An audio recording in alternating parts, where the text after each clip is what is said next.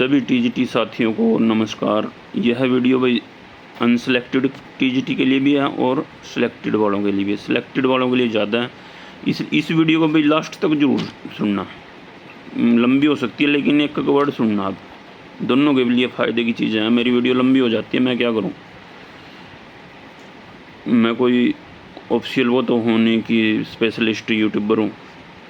तो अनसेलेक्टेड के लिए ये कह रहा हूँ, मेरी वीडियो पे आप लोग बार बार एक ही बात करते हो, ये कर दो, वो काम कर दो, ये काम कर दो, सीट इंक्रीज करा दो, ये करा दो, सेकंड लिस्ट लगवा दो, ये करा दो और ये रिजल्ट निकलवा दो। बार बार बार बार वही क्वेश्चन रिपीट होते हैं। आप ऐसा सोच रहे हो कि आपको गलत फहमी है भाई एक कि मैं बहुत बड़ा सरकार का आदमी हूँ, या मेरी इतनी चलती है सरकार में, या मेरे को सारे सीएम साहब भी जानते हैं, ईएम साहब भी जानते हैं। मेरे को नहीं जानता भाई कोई भी। सही बताऊँ अपना, मैं कोई नंबर नहीं बनाना चाहता भाई। आपको फ्रॉड मार दी, झूठ बोल दी और पब्लिक पीछे लगा ली। मैं तो आपकी तरह एक एप्लीकेंट हूँ, सिंपल। आपकी बात जायज़ बात होती है वो रख देता हूँ, विद रूल होती हैं जो वो रख देता हूँ, एज पर रूल सही होती हैं। और जो कुछ रास्ता बन सकता है, किसी का बीच का रास्ता निकल सकती हैं, वो सुजेस्ट कर देता हूँ। यदि वो हो जाता है तो ठीक है। जहाँ गलत होता है मैं गलत बता देता हूँ, जहाँ ये होता है भाई सही है वो सही बता देता हूँ। तो भाई ये वहम निकाल दें कि मैं कोई पावरफुल आदमी हूँ, ठीक। तो अपने कमेंट अनसेलेक्टेड लोग उसी हिसाब से किया करो। मैं आपकी मांग जो रखनी है आपने मांग, वो मांग पत्र में बोला है ना मैंने, अपने मांग पत्र में एक कंबाइंड बना लो और उसमें सभी की मांग रख दो। मेन यहाँ कुछ देने से कुछ नहीं होगा मेरे यूट्यूब चैनल इस पे वीडियो पे। मेन आपका काम ना मेरे पे व्हाट्सएप मैसेज करने से होगा, आपका काम होगा एप्लीकेशन देने से, जहाँ आपका काम चल रहा है। मैं नहीं एप्लीकेशन देने जाऊँगा आपकी, आप लोग खुद देने जाओगे और उस पर कार्रवाई होएगी, ना कि यहाँ कमेंट करने से और मेरे से बोलने से। जो आपकी समस्याएं हैं मुझे पता है और मैं पब्लिक प्लेटफॉर्म पे बोलता भी हूँ, ठीक है।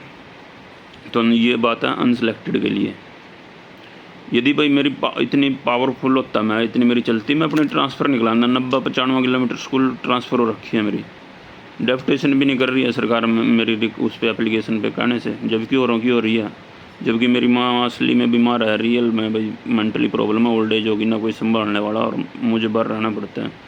उनका मेंटली दिक्कत है, ताला लगा के रखना पड़ता है मेरे घर का। और अब मिसेज भी लग गई हैं जॉब में, तो उनको संभालने वाला कोई नहीं, यहाँ केयर टेकर भी नहीं मिल रहे हमें।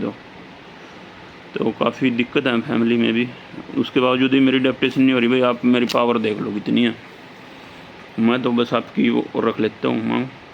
और अब भाई रात का टाइम है, 10 बजने को हो रहे हैं, इसलिए वीडियो मैं कल डालूँगा। मैं कभी भी रिकॉर्डिंग लाइव नहीं होता मैं इन वीडियो में। आप गलतफहमी सोचते हो कि मैं जब बोल रहा हूँ उसी टाइम की रिकॉर्डिंग है ये, तो ये कभी भी कर लेता हूँ मैं, कभी भी जारी कर देता हूँ। तो अब सिलेक्टेड कैंडिडेट के लिए भाई ध्यान से सुने। सिलेक्टेड कैंडिडेट आप लोग भी अनसेलेक्टेड की तरह उतावले हो रहे हो और बात सोचते नहीं। आपके पास यदि ग्रुप में मैंने मैसेज डाल दिया, कोई भी वीडियो भी बना देता हूँ, उसके बावजूद आप लोग पर्सनली फ़ोन करते हो उसी बात के लिए, और ग्रुप में भी आप मैसेज नहीं पढ़ते, वीडियो नहीं देखते, फिर वही बात ग्रुप खोल देता हूँ, एडमिन वन से हटा देता हूँ, सेम वही मैसेज बार बार। वही ऊपर पढ़ लिया करो कम से कम। कोई अननेसेसरी मैसेज करता है सैलरी कितनी मिलेगी जी हमें। अब ये टिक जो, अभी सैलरी भी मिल जाएगी, इतना सब्र कर लो थोड़ा सा। पहले ये इतने बड़े मुद्दे और रखे हैं वो तो कर लें। अननेसेसरी मुद्दों के लिए भी आप लोग वो करते हो। स्टेशन कौन सा मिल सका जी, कहाँ मिल सकता है ये भाई मुझे क्या पता कहाँ मिलेगा। कंप्यूटर उठाएगा आपका स्टेशन। कितनी बार बोल दिया मैंने भाई, एज के और प्लस जेंडर के मार्क्स हैं, मिलेंगे आपको, मेरिट बनेगी कि फीमेल के 10 जुड़ेंगे और बाकी उसके एज के। फिर क्वेश्चन आ जाते हैं आपके, सर वो भी जुड़ेगा, हैंडीकैप के भी जुड़ेंगे, कपल केस के भी जुड़ेंगे। भाई जब एक बार बोल दिया मैंने ये जुड़ेगा, मेरे पास इससे फालतू जवाब और कुछ नहीं है। एक बार बुलवा लो, 10 बार बुलवा लो, 30 बार बुलवा लो, कुछ तो यार समझ किया करो भाई। अगला आदमी का भी वो नहीं होगा, मैं आपकी वो सुन लेता हूँ मैं, नहीं तो उसमें भी डाल दूँगा मैं कि किसी का ना कॉल सुनूँगा, ना नंबर ना कुछ। लेकिन उसके बावजूद मैं सुनता हूँ, फ़ोन बड़ी मुश्किल से मैं टाइम निकाल के सुनता हूँ, और फिर वो मैसेज आता है कि सैलरी कितनी बनेगी। कमाल है भाई, ये इसका मतलब तो फ़ोन ही उठाने छोड़ दूँ। तो इस चीज़ पर थोड़ा ध्यान दें, अपनी मैच्योरिटी दिखाएं और पहले वीडियो को देखा करो, या मैंने कोई मैसेज ग्रुप में डाल रखो वो देखा करो। और एक और बात, यदि मैं बोल देता हूँ भाई ये चीज़ श्योर है, तो वो आप समझा करो मैंने वेरिफिकेशन करके या क्लैरिफाई करके ही बोलता हूँ मैं कि ये कन्फर्म है, ये होगा। और जिस चीज़ को मैं बोल देता हूँ भाई मेरे अकॉर्डिंग ये है, कुछ हो भी सकता है, मे नहीं भी हो सकता है मे भी, तो उसमें समझो भाई मैं भी क्लियर नहीं हूँ उस बात में। लेकिन जिसमें मैंने बोल दिया ना कि हाँ ऐसा करना है, तो वो ऐसे ही होगा, उसमें आप मेरी वही बात रहेगी। ठीक, तो इस चीज़ का थोड़ा ध्यान रखें। 1 महीना हो गया मेरे को, मतलब इतने में तो कोई पागल हो जाता है आदमी, इतनी फोन अटेंड करके इतनी समस्याएं। एक समस्याएं दूर होती हैं आपकी, फिर अगली आ जाती हैं। पहले रिजल्ट की थी, फिर ज्वाइनिंग की आ गई, फिर पोर्टल की आ गई, फिर आगे अलग से अलग चल रही हैं, और अब अनसेलेक्टेड की भी आ गई। और मैं इतने सब्जेक्टों का एक्सपर्ट भी नहीं हूँ भाई, कौन ऑनर्स वाला, कौन कम्बिनेशन है, किसका साइंस मैथ का क्या है, किसका क्या। ये सारा समाधान आपका भर्ती बोर्ड करेगा, DSC करेगा, मैं नहीं कर सकता इसका समाधान। और न मैं आपको भी कभी राय दूंगा कि आप लोग अपनी मांग रखो। मैं इसके लिए राय दे सकता हूँ कि आप लोग इकट्ठे होकर अपनी मांग रख सकते हो, यदि अकेले अकेले नहीं सुनवाई और इकट्ठे बैठ जाओ। लेकिन इस चीज़ के लिए नहीं बोलूँगा कि आप लोग धरना करो, हूटिंग करो, नारेबाजी करो सरकार के खिलाफ, या तोड़ फोड़ करो। मैं उस चीज़ में बिल्कुल भी भाई, मेरा बिल्कुल भी उस चीज़ में कोई आपको साथ नहीं है। इस चीज़ में मैं ओनली रिक्वेस्ट मोड में आपके साथ हूँ। हम अपनी मांग रखो जायज़ तरीके से, शांतिपूर्वक तरीके से। यदि कोई अब पुलिस अफसर कह रहा है भाई यहाँ नहीं बैठना, वहाँ बैठना, वहाँ चले जाओ, भाई हम तो कोई बात नहीं, वहाँ बैठ जाएंगे। यानी कि कानून के दायरे में रह के काम करो, उसके पक्ष में हूँ मैं। तो अपनी मांग रखने का संविधान में इसमें अधिकार है, लोकतंत्र में। अपनी मांग रखो जायज़, वो भी जायज़, ज़बरदस्ती नहीं कर सकते आप। सेकंड लिस्ट की ज़बरदस्ती नहीं करा सकते, मानवीयता के आधार पर, सहानुभूति के आधार पर करा सकते हो, एज पर रूल नहीं करा सकते। लेकिन सरकार चाहे तो आपका कर सकती है, क्योंकि PGT सेलेक्ट हो चुके हैं। चलो ये तो बात अनसेलेक्टेड की लंबी चल जाएगी। सिलेक्टेड वालों के लिए भी सुनो, आपकी अब पोर्टल का काम चल रहा है। पोर्टल में आप अपने ये एडिट भी कर सकते हो। मान लो एक ने फाइनल सबमिट कर दिया और उसके बाद दोबारा से उसमें लॉगिन करके दोबारा से उसको कर सकते हो आप ऐड, और आपके पास मैसेज आ जाएगा कि आप की सेव्ड हो चुकी हैं इस टाइम की। उसके बावजूद भी कईयों के पास मैसेज आ रहे हैं कि आपकी सेव नहीं हुई, आपने फिल नहीं की। वो कंप्यूटर भाई DSC वाले आपको एक सभी को कॉमन मैसेज छोड़ देते हैं भाई, जिसकी नहीं और अलर्ट करने का, भाई जिसकी वो रखी है वो उस मैसेज को इग्नोर करें। एक बार चेक भी कर लें अपनी खोल के भाई हुई है नहीं हुई, और नहीं तो अपनी प्रेफरेंस जिसने अलर्ट करने के लिए मैसेज है वो उससे डरे ना कि हमने तो कर दिया फिर मैसेज आ गया। और जल्दी से जल्दी कर लें भाई, अपना लास्ट टाइम के भरोसे ना बैठें। लास्ट टाइम में एकदम हैंग हो जाता है सिस्टम या कुछ भी। अब तक तो वैसे कर लेनी चाहिए थी आपने। फीमेल के लिए बोला था मैंने, मेल के लिए जहाँ भी स्ट्रेंथ कम है ना, ये स्कूलों की संख्या कम है, कैंडिडेट ज़्यादा, वो तो कम से कम 50-100 तो भरे ही भरे वो मेल। फीमेल को इतनी ज़्यादा दिक्कत नहीं आएगी, फीमेल वो अपना कम भर सकती हैं अभी अपने हिसाब से देख के। लेकिन मिनिमम भाई 20-25 तो मिनिमम भरो ही भरो, ये आपके ऊपर डिपेंड करता है। बाकी मर्जी आपकी किया वो देख के। और ठीक है, उसके बाद आपकी प्रेफरेंस फिल हो जाएगी, आपके पास सेव आ जाएगा। उसके बाद आएगा आपका ऑर्डर। अब कुछ कैंडिडेट क्या कह रहे हैं, कोई मेडिकल पहले करा रहा है, कोई एफिडेविट बनवा रहा है, कोई कुछ करा रहा है, कोई कुछ करा रहा है। भाई मेडिकल के लिए ये है आपकी, बाकी तो आपकी मर्जी है। लेकिन जब आपका ऑर्डर आता है ना, स्कूल अलॉटमेंट ऑर्डर आता है, तो उसमें लिखा होता है कि आपको ये स्कूल दिया जाता है, ये डिस्ट्रिक्ट दिया जाता है, और आप कंसर्न डिस्ट्रिक्ट में जाएं और अपना मेडिकल कराएं और DW ऑफिस में वेरिफिकेशन कराएं अपनी। उसमें बाकायदा ऑर्डर नंबर लिखा होता है। उस ऑर्डर नंबर के तहत आपको सारे काम कराने होते हैं, जो अब फाइनल अपॉइंटमेंट ऑर्डर आएगा आपका। तो वो जो ऑर्डर होता है ना, उसकी एक कॉपी संबंधित CMO ऑफिस में जाती है, सिविल सर्जन जो होते हैं वहाँ ऑफिस, वहाँ आपकी हो जाती है कि इन कैंडिडेट का ये नेम है इनके और इनका मेडिकल किया जाए। गवर्नमेंट वो देती है उनको गाइडेंस कई बार उनके पास पहले भी मेल चली जाती है कि भी अभी टीजीटी आएंगे, उनका मेडिकल करना, अपनी टीम को तैयार रखें, कमेटियाँ बना लें, पहले ही रेडी रख लें। लेकिन जो फाइनल होता है उनके पास वो अपॉइंटमेंट ऑर्डर की कॉपी जाती है, उसमें लिखा भी होता है, पिछले फाइन आर्ट वालों में देख लो जो 3-4 सब्जेक्ट के हैं, और उसी डिस्ट्रिक्ट में होंगे वो। लेकिन आप लोग अभी से बनवा रहे हो, वो मेरे ख्याल ठीक नहीं है। यदि कोई काम चला रहा है आपका, हो सकता है कोई एक्सेप्ट कर रहा है, कोई डिस्ट्रिक्ट कर रही है, कर भी सकती है, कोई डिस्ट्रिक्ट रिजेक्ट करना चाहे रिजेक्ट भी कर सकती है, क्योंकि ऑर्डर के बाद ही तो कोई काम होता है। और वैसे मेरा पर्सनल मानना है भाई आप किसी भी डिस्ट्रिक्ट में करा लो तो सरकार को वो माननी चाहिए, लेकिन सरकार इसलिए नहीं करती कभी एक डिस्ट्रिक्ट में भीड़ हो जा, क्योंकि भाई हैं तो डॉक्टर सारी सरकारी डॉक्टर हैं, हर जगह सरकार का हॉस्पिटल है, वो मेडिकल चाहे इस डिस्ट्रिक्ट से कराए या उस डिस्ट्रिक्ट से, वो उसको तो ये प्रूव करना कि मैं स्वस्थ हूँ, फिटनेस हूँ, तो किसी भी डिस्ट्रिक्ट से करा सकते हैं वैसे। लेकिन चलो सरकार ने अभी ये बोल रखा है कंसर्न डिस्ट्रिक्ट में कराना, तो कंसर्न डिस्ट्रिक्ट में करा लो। तो उसके लिए आपको भाई वहीं से प्रोफॉर्मा मिल जाएगा, जहाँ आप जाओगे हॉस्पिटल में, सिविल हॉस्पिटल में, CMO, और वहीं से फाइल मिल जाएगी आपको। कहीं आपको परफॉर्मेंस ढूंढने की ज़रूरत नहीं है, वो सारा काम कर देंगे। आप उसमें अपने जो भी आधार कार्ड और आपके फ़ोटो वगैरह वो ले जाना, और अपॉइंटमेंट ऑर्डर है वो ले जाना, और ये होगा। और ये मेडिकल भाई आपका PGT के लिए तो 200 की फ़ीस कटती है, और इसमें कटती है आपकी TGT में 100 रुपये की।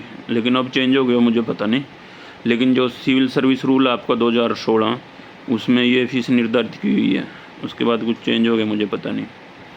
अच्छा, इसमें भाई इसका जो सिविल सर्विस रूल का क्लोज 15 है, क्लोज 15 में लिखा है यदि आप लोग पहले ही गवर्नमेंट एम्प्लॉयज़ हैं, हरियाणा सरकार के एम्प्लॉयज़ हैं, तो आपको मेडिकल कराने की ज़रूरत नहीं है। और आपका सर्विस का गैप मान लो रिजाइनेशन दे रखा है, आपने त्याग पत्र दे रखा है, वो गैप आपका 6 महीने से ज़्यादा नहीं होना चाहिए, तो आपको ज़रूरत नहीं पड़ेगी वो कराने की, दोबारा से मेडिकल कराने की। उन कैंडिडेट को जो हरियाणा से बाहर के हैं भाई जॉब कर रहे हैं, उनको ज़रूरत पड़ेगी, क्योंकि हरियाणा गवर्नमेंट का ही लिखा है इसमें सिविल सर्विस रूल में। पढ़ भी लेना आप क्लोज 15 सिविल सर्विस रूल 2016 के क्लोज 15 में, पॉइंट नंबर 15 में, ठीक है। तो लेकिन कई भाई इनको नहीं पता होता, ये क्लोज जो वहाँ कमेटी बैठी है उनको भी नहीं पता होता कई बार भाई ये लिखा हुआ है क्लोज में, तो आपको बोलेगी नहीं जी नहीं हम तो लेंगे। जैसे पीछे करनाल डिस्ट्रिक्ट में PGT वालों का उन्होंने नहीं लिया गवर्नमेंट एम्प्लॉय का, कई डिस्ट्रिक्ट ने बोला नहीं हम तो नया लेंगे, तो वो ले लेते हैं। लेकिन एज पर रूल फिर कौन फिरेगा कोर्टा में इस बात के लिए, तो अपना कराएगा 500। तो ये है इसका, गवर्नमेंट वालों के लिए बता दिया मैंने। प्रेग्नेंट लेडीज़ पूछ रही है अभी हम फिट मानने जाएंगे, नहीं मानने जाएंगे, तो प्रेग्नेंट लेडीज़ बिल्कुल आप ज्वाइन कर सकते हो और फिट मानने जाओगे आप। इसके क्लोज 16 में लिखा हुआ सिविल सर्विस रूल के क्लोज 16 में कि प्रेग्नेंट को आप वो नहीं मना नहीं कर सकते कि ये फिट नहीं है। हाँ, उनके लिए मना कर सकते हैं जो फोर्सेज में हैं, जैसे पुलिस में, आर्मी में है, उनमें है, उनमें अस्थायी रूप से मना कर सकते हो आप, टेम्परेरी, ठीक है। तो लेकिन आपका एजुकेशन में ऐसी कोई दिक्कत नहीं है, प्रेग्नेंट लेडीज वो योग्य होंगी। तो और आपका भाई अच्छा, उसके बाद आप मेडिकल बन जाएगा आपका, और उसके साथ ही अपने एफिडेविट बनवा लेना भाई। एफिडेविट के परफॉर्मा उन्हीं के पास होते हैं जो कोर्टों में बैठे रहते हैं, तहसीलों में बैठे रहते हैं, उनके पास होते हैं वैसे सारे, और वो लिख देते हैं उसमें, आपकी वो भर देते हैं बस, वो आपका एड्रेस और वो आपकी एडवर्टाइजमेंट नंबर कितना है, रोल नंबर कितना है, ये है वो है, ऑर्डर नंबर क्या है। ऑर्डर नंबर की वैसे ज़रूरत नहीं है, उसमें अपनी देनी होती है भाई, मैं ये करता हूँ। अच्छा, एक और इसमें 2 अलग बात है, 2 एफिडेविट होते हैं भाई। एक तो संविधान की शपथ लेता हूँ, संविधान की शपथ वाला है, और दूसरा मेन एफिडेविट, उसमें सारी अपनी डिटेल होती है। मेरे पास भाई कोई आपराधिक वो नहीं है मेरा मामला, मैं अनमैरिड हूँ, मैरिड हूँ, जो भी है। तो कई जगह क्या होता है, ये एक ही में चल जाता है भाई, संविधान की शपथ भाई मैं संविधान का पालन करूँगा, ये करूँगा, और बाकी सारी भी एक ही एफिडेविट में हो जाती है। लेकिन कई डिस्ट्रिक्ट, सभी डिस्ट्रिक्ट ने अपने अपने वो बना रखे हैं, ये संविधान की शपथ वाला अलग से मांगते हैं, कई बार उसमें मानते नहीं। करनाल वालों ने पीछे PGT में अलग अलग कर रखा था भाई, वो संविधान वाला अलग दो और ये अलग दो, तो किसी डिस्ट्रिक्ट वालों ने सिंगल में भी ज्वाइन वो कर रखा है, मान रखा है भाई कि ठीक है सिंगल दे दो आप और कोई दिक्कत नहीं है। ठीक है, इसको भी अपने हिसाब से मैं तो कहता हूँ भाई अपना अलग अलग बना लो, क्या पता वो कमेटी क्या डिसीजन लेती है डिस्ट्रिक्ट में। और क्या था आपका, एक भाई डॉक्यूमेंट क्या क्या लेके जाने हैं आपको। डॉक्यूमेंट यही हो गए आपके, 2 तो एफिडेविट हो गए और आपके जितने डॉक्यूमेंट है वो हो गया आपकी आईडी जो होगी, आपके आधार कार्ड, ये सारा डोमिसाइल सारा सब कुछ, ऑर्डर आपके ऑर्डर का पहला पेज और जहाँ आपका नाम लिखा है वहाँ, और लास्ट के 2-3 पेज जहाँ पर सबके साइन हो रखे हैं एजुकेशन डिपार्टमेंट के। तो ये 3-4 पेज वो लगाने हैं आपने। एक करैक्टर सर्टिफिकेट का है इसमें भाई। करैक्टर सर्टिफिकेट इसकी ज़रूरत नहीं है वैसे तो। करैक्टर सर्टिफिकेट आपका ये पुलिस वेरिफिकेशन और करैक्टर सर्टिफिकेट एक ही बात है। करनाल वाले ने पीछे करैक्टर सर्टिफिकेट नहीं मांगा था, कई डिस्ट्रिक्ट में मांग रहे हैं। तो करैक्टर सर्टिफिकेट बनवा सकते हो आप, कोई बड़ी वो इशू नहीं है। फॉर्म नेट पे पड़े हैं और मैंने ग्रुप में भी डाल रखे हैं। किसी भी गजेटेड ऑफिसर से आप करा सकते हो, उससे नहीं करा सकते भाई सरपंच से, उसमें लिखा नहीं हुआ सरपंच का। तो पर पंचायत ऑफिसर लिखा हुआ जो जैसे ऊपर होते हैं पंचायत ऑफिसर इनके, या किसी डॉक्टर से, किसी गजेटेड ऑफिसर हो मतलब कोई भी मजिस्ट्रेट है या कोई भी तहसीलदार है या कोई पीजीटी लेक्चरर लग रहे हो, प्रिंसिपल हो, ठीक है, वो स्टेट का भी हो सकता है कहीं भी। और ये करैक्टर सर्टिफिकेट आप कहीं से मर्जी बनवा लो भाई, किसी एड्रेस पे बनवा लो। बेशक आप दिल्ली रह रहे हो, वो जानता है आपको पिछले 5 साल से, तो वहाँ से बनवा लो। इसमें कोई ऐसा नहीं है कि आपको जो आपने एड्रेस पर रखा है उसी वहीं जगह जाना पड़ेगा, वहीं का गजेटेड ऑफिसर पकड़ना पड़ेगा। ये आप कहीं भी बनवा सकते हो करैक्टर सर्टिफिकेट। जो गजेटेड ऑफिसर आपको, इंडिया का गजेटेड ऑफिसर है, वो आपको जानता हो 5 साल से कि आप बिल्कुल सही आदमी हो, कोई क्रिमिनल नहीं है, ये नहीं है, वो नहीं है। ठीक है, तो करैक्टर सर्टिफिकेट की ज़रूरत नहीं है, लेकिन फिर भी बनवा लो, आपको कुछ नहीं जाता इसमें। फॉर्म पे उसके साइन कराने बस। जो गजेटेड ऑफिसर है आपका जानकार है, कोई भी लेक्चरर से करा लो, स्कूल के किसी प्रिंसिपल से करा लो, जिस स्कूल में आप पढ़े हो वहाँ से करवा लो। ठीक है, ये उसके बाद पुलिस वेरिफिकेशन होती है ना, ज्वाइनिंग के बाद पुलिस वेरिफिकेशन का होता है। पुलिस वेरिफिकेशन के लिए ऑनलाइन अप्लाई करना पड़ता है, अपनी डिटेल भर दो उसमें। हर समय पोर्टल आएगा पुलिस का, उस पर आप कर सकते हो अप्लाई, या CHC सेंटर होते हैं, इन पे जाके बोल दो कि हमारा पुलिस वेरिफिकेशन अप्लाई कर दो। तो मेन तो आपका वही करैक्टर वेरिफिकेशन माना जाता है पुलिस वाला। लेकिन ये जो जो मैं बता रहा था अभी, ये भी बनवा सकते हो आप। और क्या था आपको भाई, एक समस्या आएगी आपको, ये जब आप स्कूल ज्वाइन करोगे तो प्रिंसिपल बोल लेंगे भाई हम तो आज की डेट में ज्वाइन करा रहे हैं, और आप लोग बोल लगे जी हम तो वहाँ की डेट में ज्वाइन है। थोड़ी मुझे इसका कन्फ्यूजन है अभी कि ये डेट DSC की जो ज्वाइनिंग हुई थी हमारी 28 को, वो लिखी जाएगी सर्विस बुक में, यहाँ जो ऑर्डर बुक है आपका स्कूल का, ये वो लिखी जाएगी। क्योंकि भाई जब मैं पहले ज्वाइन हुआ था D ऑफिस करनाल में, 5-7 दिन रहा था वहाँ, लेकिन जब स्कूल गया तो मेरी D ऑफिस वाली ही काउंट की गई थी वहाँ भी। तो मेरे हिसाब से तो आपकी वहाँ से काउंट होनी चाहिए DSC वाली डेट से। लेकिन चलो कन्फर्म हो जाएगा इसका भी। और DSC को इसके लिए लेटर निकालना पड़ेगा, और आपकी सैलरी के लिए भी लेटर निकालना पड़ेगा। स्कूल तब तक आपकी सैलरी 28 से जारी नहीं करेगा जब तक DSC नहीं बोलता। ये मेरा वो हो रखा भी, पहले मैं करनाल 5-7 दिन D ऑफिस में ज्वाइन था, लेकिन मेरी सैलरी फिर स्कूल से निकली थी।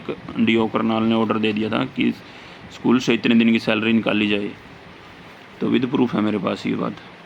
तो आपकी सैलरी DSC से निकलेगी, या ऐसा हो सकता है स्कूल से स्टार्ट हो जाएगी, जो बीच के आपके पीरियड हैं वो DSC कभी भी एरियर जारी कर देगा आपका बाद में कि इतने दिनों की हम दे रहे हैं। क्योंकि आप लोग ज्वाइन तो कर चुके हैं, आपकी ट्रेनिंग भी हो चुकी है, सरकार स्कूल में भेज जाए आपको, कहीं मर्जी रखे या घर पे पढ़ाई रखे कहीं रखो, आप तो सरकारी कर्मचारी बन गए ना 28 से, तो देनी पड़ेगी। कोर्ट से भी ले सकते हो आप यदि लेना चाहो तो, लेकिन चलो वो फ्री के आप, चलो वो अब इतना वो नहीं है मैटर। एक आपको समस्या आएगी भाई डॉक्यूमेंट वेरिफिकेशन में। अब वहाँ तो आपके पंगे हुए भर्ती बोर्ड में, फिर DSC में। अब डिस्ट्रिक्ट एजुकेशन जो ऑफिसर हैं, यहाँ भी कमेटियाँ बनेंगी, कुछ स्पेशलिस्ट प्रिंसिपल बुला लिए जाते हैं, सब्जेक्ट एक्सपर्ट बुला लिए जाते हैं। अब उनको भी आपको समझाना है भाई, वहाँ भी वो भी अब आपके ऊपर ऑफिसर बनेंगे सारे। ये नहीं है, वो नहीं है, ये इक्विवेलेंट नहीं है, वो नहीं है, ये यहाँ भी दिक्कत आएगी आपको। और फिर मुझे लगता है आपको वहाँ भी जाना पड़ेगा DSC में, डायरेक्टर से कराना पड़ेगा उनको कि नहीं जो के कर रखा हमने ये सही है, इनको एलिजिबल करो आप। बस ये देखो ओरिजिनल है, इनके पास नहीं है। जो डी ऑफिस वाली कमेटी का ये काम होता है ना, एलिजिबिलिटी चेक करना नहीं होता, ओनली ये देखो इनके पास ये ओरिजिनल है या नहीं है, बस ये देखना होता है। लेकिन वहाँ पर जाके वो ओवर अपना वो दिखाते हैं फिर कि नहीं हम तो एलिजिबिलिटी भी चेक करेंगे आपकी एलिजिबल हो नहीं हो, जबकि उनका काम ओनली ओरिजिनल है या नहीं है ये डॉक्यूमेंट इनके पास, ये देखना है। दिक्कत आएगी। पीजीटी में आई थी ये, फिर मैंने डायरेक्टर साहब से, जितेंद्र कुमार दहिया हैं जो अभी डायरेक्टर, उनसे गुड़गांव में दिक्कत आई थी हमारे को। फिर मैंने वो फ़ोन करवाया था और उनको फिर काफ़ी सुनने को मिली थी, भाई आपको किसने बोला है एलिजिबिलिटी चेक करने को, मैंने जब करके भेज दी यहाँ से। तो आपको भी आएगी ये समस्या, मैं गारंटी देता हूँ। खासकर भाई ये जिनमें डाउटफुल हैं, जितने भी इक्वलेंट वर्ड वाले हैं, बीपी वालों को तो, हमारे फिजिकल वालों को तो स्कूल जाने तक दिक्कत आएगी। जब तक हम कोर्ट से इसका कुछ लिखित में नहीं लेते, इसका भी बंद बांधना पड़ेगा सारी उम्र के लिए। तो ठीक है, और क्या थे आप, क्या करेक्टर सर्टिफिकेट की हो गया, परफॉर्मा मेरे ख्याल और तो हो गया। अब क्लियर है, बस आपको ये काम करना और आपको कुछ नहीं करना। इससे फालतू आपको ना जरूरत है ज़्यादा भड़क लेने की, आप लोग फालतू ही भड़क लेके रखते हो। एक और बताता हूँ भाई, भड़क देने वाले कौन है। आप लोग 20 ग्रुपों में शामिल हो रहे हो, कोई एक जेन्युइन एक ग्रुप रख लो जिसमें आपको ऑथेंटिक न्यूज़ मिलती हो, चाहे किसी का भी हो। मैं नहीं कहता भी मेरे वालों, किसी का भी हो, जहाँ आपको ये लगे कि यहाँ सफिशिएंट है और इस ग्रुप में मुझे ज़रूरत है। कई ग्रुपों में ऐसे लोग भरे पड़े हैं, उनको खुद पता नहीं, और एक मैसेज छोड़ देंगे, ये नहीं होगा तो 20 फ़ोन उतनी देर में मेरे पे आ जाएंगे। सर वो ये बोल रहा, अरे भाई भर्ती में आज तक देखो लोग पता नहीं क्या क्या बोलते आए हैं, वही है उनकी बात सच्ची। तो ऑथेंटिक से ग्रुप में रहो, आपको फालतू की भड़क लेने की ज़रूरत नहीं है। ये जो काम मैंने बताए हैं ये अपना ये कर लो और आपको हो जाएगा। जिनका अनसेलेक्टेड का जो दिक्कत है, अपनी एप्लीकेशन ज़रूर दे दो भाई मेरे पास ना, तो एप्लीकेशन भेजने की ज़रूरत मेरे नॉलेज में है मामला सारा, और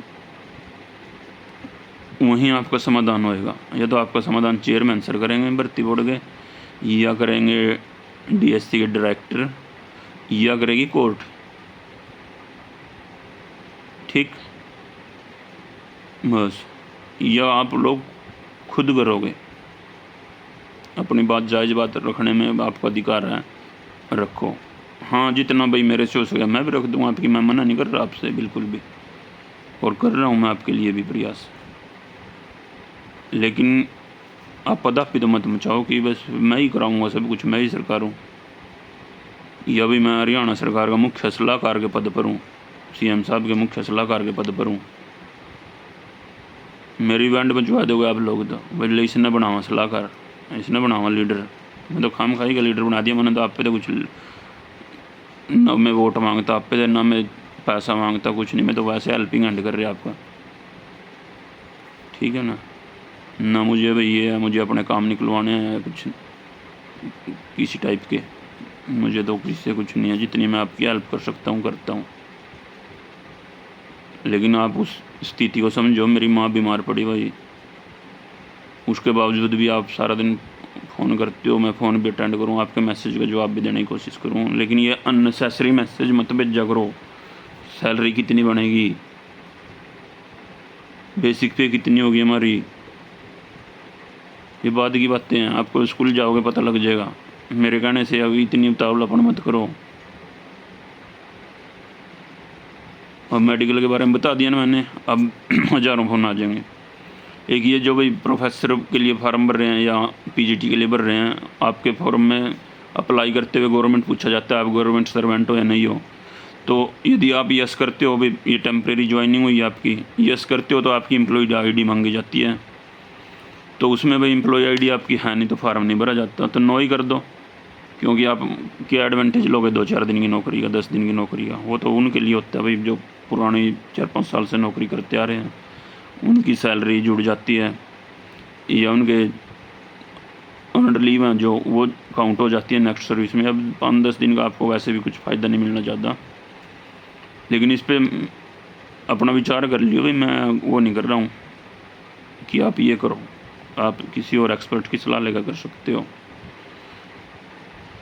ठीक है, आपका काम ये कन्फर्म है भाई, आपका काम भर्ती बोर्ड में अनसिलेक्टेड का काम चल रहा है, उस पर काम हो रहा है। अब आपकी कितनी बात मानेंगे कितनी ना मानेंगे उसका पता नहीं है अभी, वो आपके रिजल्ट डिटेल में आ जाएगा। मुझे लग रहा है रिजल्ट डिटेल, और ये इसलिए नहीं डाला भाई अभी, और शायद आपकी उनकी कमियां दूर करके जो जो होंगी तो आपका रिजल्ट रेक्टिफाई किया जा सकता है। वो कैंडिडेट जो अनसेलेक्टेड और एलिजिबल हैं वो ऐड करके फिर आपको वो रिमूव किए जा सकते हैं। जितने भी आपके वो आए थे ना ऑब्जेक्शन रिजेक्शन लिस्ट के में कि आप मेरिट में और आपका इस कारण से हो गया सिलेक्ट नहीं किए गए, तो वो रिमूव हो गए। उनमें से जो रिमूव होंगे वो एंटर भी करेंगे तो रिजल्ट दोबारा से भी आएगा उनका। लेकिन सीटें काफ़ी खाली पड़ी हैं, जो सिलेक्ट हो गया उनको मेरे ख्याल घबराने की जरूरत नहीं है। लेकिन भाई जिस सब्जेक्ट की सीटें खाली नहीं और फुल होगी और वो एलिजिबल होके आ गए तो आपको हटना ही पड़ सकता है। उसके लिए कुछ नहीं कर सकता कोई, चाहे आप किसी को गाड़ी दे लो, चाहे किसी को कुछ मर्जी कर लो, कोर्ट में चले जाओ, क्योंकि उनके पास अधिकार है, गवर्नमेंट के भर्ती बोर्ड के पास उन्होंने बाकायदा लिख रखा है अपने रिजल्ट के नीचे कि हम किसी भी स्टेज पर रेक्टिफाई कर सकते हैं यदि हमारे को कोई गलतियाँ पकड़ी जाती हैं तो, मिलती है तो। जिसने नौकरी छोड़ कर है भाई वहाँ भी टाइम होता है उनके लिए 2 साल तक मेरे ख्याल वापस ज्वाइन करने का। चलो उस चीज़ के लिए मैं नहीं जा सकता, लेकिन जो किस्मत में है भाई वो होगा, जो किस्मत में आपको वो मिलेगा। एक वो भी सुनाऊंगा मैं आपको, अगली वीडियो में बताऊंगा। लोग रो रहे हैं ना जो अनसिलेक्टेड हैं, वो कोई किस्मत को कोस रहा है, कोई वर्क को कोस रहा है, कोई अपनी स्थितियों को कोस रहा है। मेरे पास रोते हुए की वीडियो भी आती हैं कि फैमिली पूरी रो रही है यार, वो कैंडिडेट रो रहे हैं। तो भाई हमने इतनी मेहनत की, ये किया वो किया, हमारे पास कुछ और नहीं, तो उनके लिए भाई एक वीडियो बनाना चाहता हूँ मैं अपनी पर्सनल लाइफ पे। आपको एक बहुत मोटिवेशन देगी आपको समझने वालों के लिए, तो कि आपको जवाब मिल जाएगा उसमें। जो निराश हो रखे हैं लोग कि मेहनत को होता है, किस्मत को होता है, क्या होता है, वो बनाऊँगा, शायद आज ही बना दूँ या कल बनाऊँगा दिन में। ठीक है, तो निराश मत हो और पॉजिटिव रहें। और सिलेक्टेड साथियों बाकी आपने कुछ नहीं करना भाई, ये काम करना है आपको स्कूल जाने के लिए, और ये समस्याएं भी आएंगी आपको, ये भी बता रहा हूँ। ठीक है, अब कोई डाउट तो नहीं अब?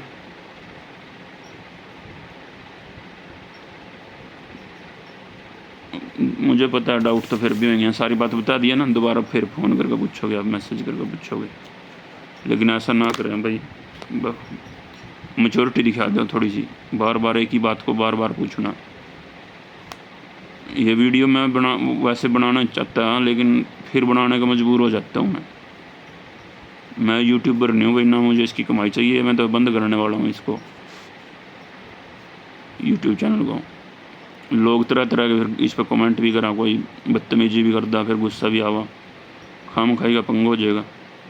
मना की जरूरत है किसी की सुनने की, जब मैंने किसी से ले नहीं रखा, कुछ किसी से कुछ मांग नहीं रहे हमें, मना की जरूरत है भाई आपकी बकवास सुनूंगा किसी की?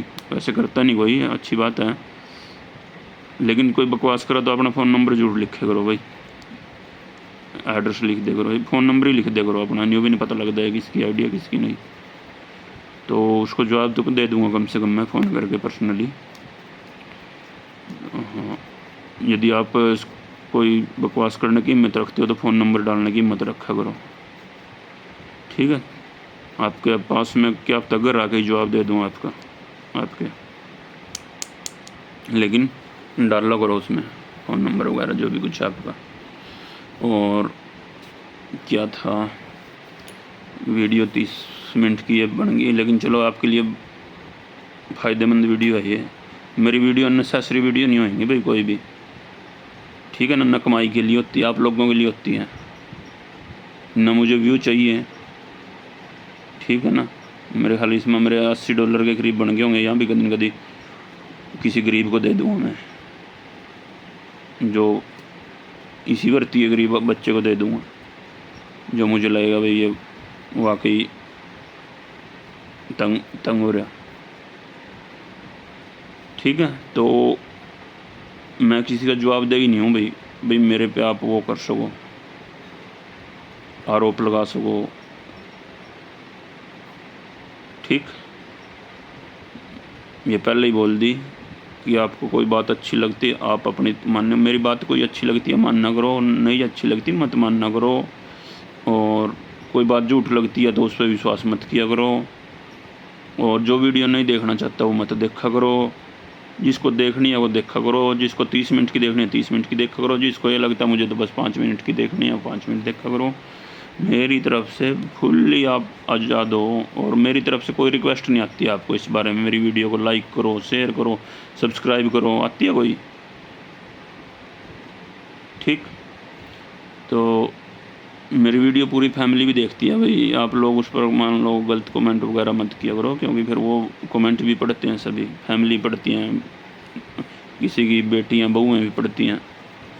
वैसे तो आज तक भगवान का शुक्र है मेरी वीडियो वैसे तो आए नहीं कुछ भी, लेकिन चलो मैं वैसे सलाह दे रहा हूँ आपको। आजकल आ सकते हैं, क्योंकि अनसेलेक्टेड में भाई रोष भी होता है, गुस्सा भी होता है, सरकार के खिलाफ भी होती है, और फिर मेरे खिलाफ भी होगा। भी सरकार के फेवर में बोलता है, सरकार का आदमी है तो इसको भी सुनाओ 2-4, लेकिन मेरे पर कोई असर नहीं इस बात का।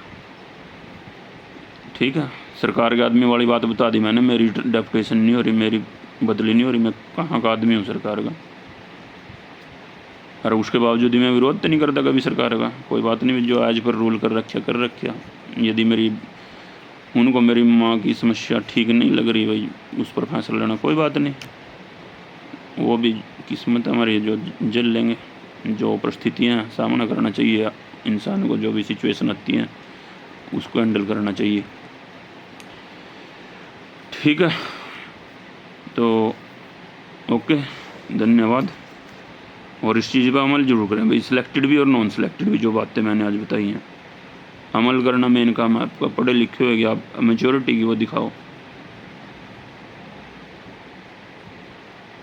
Okay, thank you.